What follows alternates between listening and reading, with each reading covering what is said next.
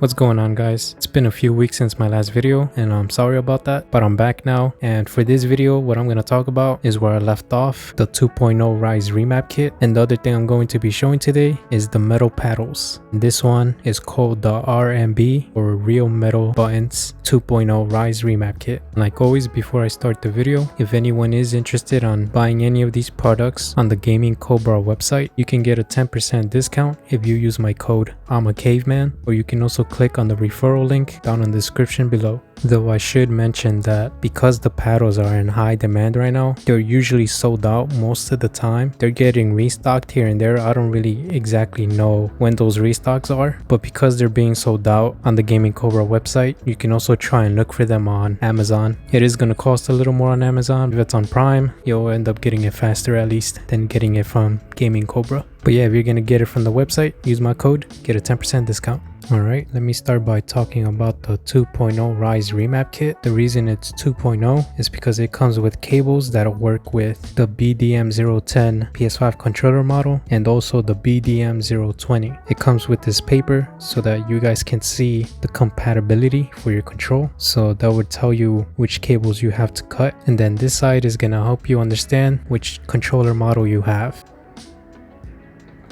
These are the new cables it comes with. These are the ones for the triggers. So this would be for the left triggers. You can see right here, L1, L2. And you can see which ones connect to BDM010 or BDM020. And now this is for the right triggers. Same thing over here. BDM020, BDM010. So now you're actually supposed to cut the ones you're not going to use, but I installed it in a way where just in case I end up maybe transferring it to a BDM020, because I actually have the BDM010 right here, I installed it in a way so that I didn't have to cut the extra cables. So that ended up working out. My controller turns on, back buttons are working, but honestly, from what I had learned, you actually don't really need to install those cables, the ones on the side for the left and right triggers, because they're only used if you want to remap the triggers to the back paddles. For me, I've just mainly been sticking to 0 and X, so all I had to do was actually just connect the board. But at the time, I didn't really know that. Some people that were commenting were saying how they tried it and they said it worked out, and that was after I had installed everything. If anyone does plan on getting this, keep in mind that you don't have to install those cables. It'll save you time from installation and it'll actually make it a lot easier. Now let's move on to the back shell. As you can see, this one comes with rubberized grip. It doesn't feel like the original back shell, but it is almost similar. I remember someone mentioning that the original feels like a sandpaper feel type of texture, and this grip actually comes almost close to the original. It has nice grip. I am gonna say that it's not as soft as I thought it would be, but that doesn't mean that it feels horrible in your hand. Basically, it's just regular grip. So what I'm saying is that the grip feels good. It's just not what I expected in terms of softness. To tell the truth, I never really had grips on my control, but this feels good. Definitely stays in my hands. I know I probably didn't explain that part that well, but it's more of a, you gotta feel it to have the full experience of what it's actually like. This controller here has the first version of the paddles. So I actually bought this one. I think it was like maybe 2 weeks after the first version had been released. The whole set came with the scarlet red back shell. For the 2.0, they do have this option as well, but it'll be either the gray metal set or black. But to me, I think it's more of like a gunmetal color because it's not full black. You can see it has like a touch of silver to it, and you're actually gonna see that since I do have the box, which I'm gonna unbox later on this video. But the reason I'm showing this control is so you guys can tell the difference between the grips. This has no grip and this is a soft touch. Soft touch means it's going to be really smooth in your hands. So it might feel kind of slippery. After a certain point, I got used to it. I thought it would slip off my hands. It just stays in my hands now. I really like this soft touch back shell, like more than the grip one actually. The next improvement that comes with the 2.0 Remap Kit is that the paddles were updated. There were problems where paddles were breaking. Let me show you around which area. From some photos I had seen, they were breaking around here, I believe. And that was mainly because I guess some people would press it too hard. Eventually a crack would appear, and if you would keep using it, then it would just break off. The other thing they changed on the board was this light, and I'm going to show you guys the difference right now from the first Remap Kit and now the 2.0 updated one. So here's the first version. Right away you'll be able to see this is the LED. So for this one, it's a little more flimsy. You can see I can move it around. If that comes off, then you won't be able to see the red light go on, which indicates that your remap mode is on. You wouldn't be able to tell if it breaks off. For the updated one, or 2.0, you can see this is more of a bulkier LED. It doesn't feel like this flimsy film right here. You can see how thin that is. When I give it a little tap, it doesn't move, which is actually really good. That means this LED will stay in place probably a really long time, because you can see how I can take off the cover. That usually would end up moving this one. So I don't know if this one might break off if I keep opening it. But yeah, that's actually pretty cool to see that improvement. And the next thing I want to show you guys is the difference in the paddle design. And that's more on the inside where you press the switches. So right now I just have to unscrew the remap boards, and then I'll be able to take all the paddles out.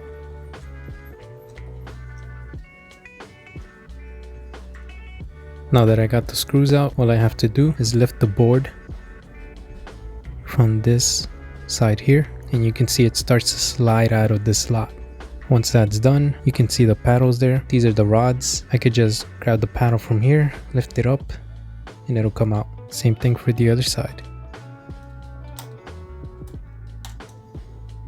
I'll show you guys the other side in case anyone wants to see it. If you're curious about the switches between the first version and the 2.0, the switches are still the same. They have the same resistance, and that's the other thing I should mention. First version and 2.0, the switches feel easy to press on. You really don't need that much pressure to activate your paddles. And that is one thing that people complained about. Some have said that it would be better if it needed more resistance to activate those buttons. So this is what I wanted to show. You can see that everything after the rod is the same. I could put it over. Same thing. Nothing changes. But now if you look at it before the rod, you can see it's more circular on this area, but over here is more curved. I guess the reason that was done was so that it can add a little more durability towards this area. The back, there's no difference besides just that shape at the end. I don't really know how the paddles for other people have been holding up for the 2.0. I know these were breaking a lot. 2.0, I don't know. They were breaking around this area, and I'm just not sure how this made the difference. But if they redesigned it that way, then it's gotta be helping somehow, right? If anyone is thinking about getting the remap kit, I'd definitely recommend the 2.0 over the first version, which would mainly be for the BDM010. I currently don't own a BDM020 controller. That's the reason I haven't shown any installations, modifications for the BDM020. Those improvements I mentioned are why you would be better off with the 2.0 Rise Remap kit. The other rubberized grip option they have is a white one, and the grips have a gray color to it. They do have other back shell color options, but in terms of rubberized grip, it's just a black and then white. I'm gonna leave this one like this at the moment because I'm gonna show you guys the metal paddles, and I'm gonna end up installing it on this one. And before I do finish with the 2.0 Rise Remap, I'm gonna open it up in case you guys want to see how I installed it without cutting the extra cables. So I usually explain how to open up the controller, but for the purpose of this video, since I'm not doing an installation, I'm just gonna open it without explaining it. For this part I will. Let's take out this cable. You have to lift this little black part up.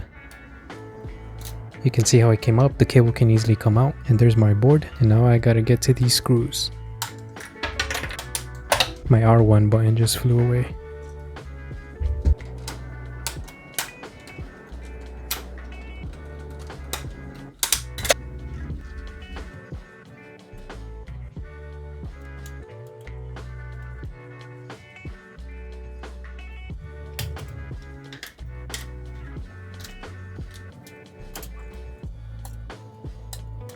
Alright guys, so here it is. I guess if anyone does plan on doing this, as you can see, this is the BDM010 connected right here. This is the 020. I ended up folding that one going towards this way. Then I actually just placed it on that little slot. But on the ones for the 020, those connections at the end, I ended up putting electrical tape on it since I'm not going to use it. Same thing for this one, 020. I just folded it in there. The connection at the end has electrical tape as well. And here's for the left cables. 010 is connected. Here's the 020. It's not connected. I just have it laying there. That's about it for that. You can see that this cable is connected towards the trigger and the one that's on the board. And again, I'm showing this for people who don't want to end up cutting any of the cables off. But this is for the BDM010, not 020. If you have the 020, it would be done a different way. Now I can move on to unboxing the real metal buttons.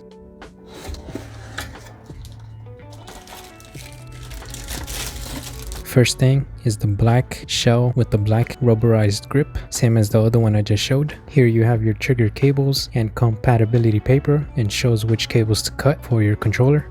Here's the remap board and cables. You got tools and screws. These are the black metal buttons. The only part that's going to be plastic is the part that you screw onto the back of your shell. I don't know why this one wasn't made metal. I guess because it didn't really have to be metal, but it would have been cool if the whole set was metal. But that's no big deal unless it's gonna somehow affect the kit. I don't see how it would though. This is the cover. Here's my K1 paddle, K2 paddle, and this is my remap button, also metal. Here's a comparison between the metal one and the first version paddles. The design is the same. They have the same round tip or end. Paddle also the same. I could put it over and there you go, aligns perfectly. And here's the back. No difference between them, just that this one's plastic and this one's metal. And now here's the 2.0 version versus metal. Only difference is going to be that end, that tip right here, curved, metal is round. Nothing on the back is different. And the reason that they didn't do the curved is I guess because they didn't have to, because it's metal. This isn't gonna break. I don't really see how this paddle is gonna break, you know, it's made out of metal. Now I'm gonna show you the difference between the boards. The 2.0 and metal have the same LED and everything else is pretty much the same. The only difference between metal is the switches, and that's one of those big improvements that it needed. For the first version in 2.0, the buttons were easy to press on. I don't really have to apply too much strength. I could just kind of tap it. And for the metal ones, you can already see the color is different. These are black. The other ones were like a beige or ivory. And it's not just the color. These actually need more pressure to press on. So to have metal paddles and then more pressure on the switches is actually really great. I tested it out earlier and I actually do think that the metal ones are even more worth it than the 2.0. But obviously 2.0 would be better than the first version. Since I already have my cables installed for this, I don't need to change anything else. This works with either BDM 10 or BDM 020. All I have to do is just connect the cable to the board. To do that, I just gotta lift this little black security here, slide my cable in. I just gotta lock it down. There you go, secure. Now I'm gonna reuse the same rods from my other paddles. I just gotta slide one in here. This is K2 and I gotta place it into these two slots right here. My rod is moving around, so I just gotta kind of move it around until it can go in. There you go, both of them secure, both sides. Same thing for K1.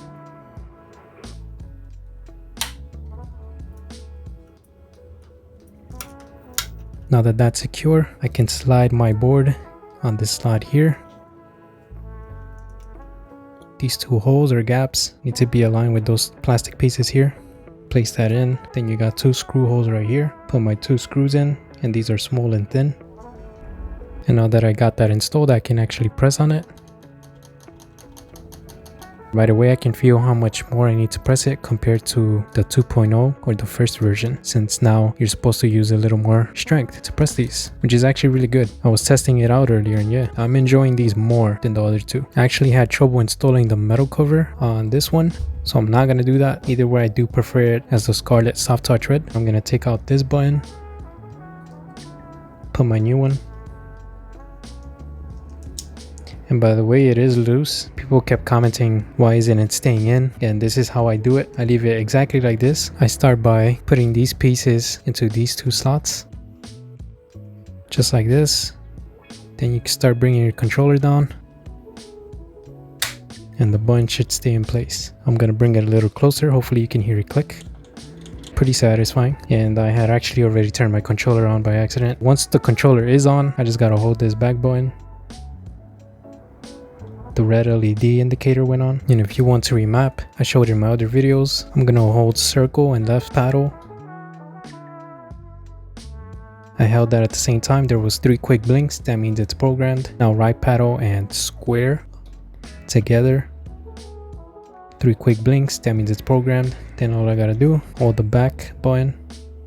And that's off. Now you're ready to use it. If it's still on, your paddles aren't gonna be working. You need to turn this off because it's remap mode only. Definitely a lot better than the other two versions. I've been enjoying it. I was using it for, let me see, maybe about like 10 games on Apex Legends, and it was fun. The reason I'm also liking the metal, besides how much more pressure and durability of the paddles, is also that it feels nice and cool on my fingers. Because it's metal, it gets kind of chilly. And that's it for this video, guys. Leave a comment if you like on which kit you think is better, first version, 2.0, or the metal one. In terms of price, first version is a little less, but it's for BDM010. 2.0 is for either BDM010 or BDM020. I would recommend that one over the first version, and I would highly recommend the metal one though. Thank you guys for joining me today. Like always, thank you for the continuous support, and I'll be back with another one.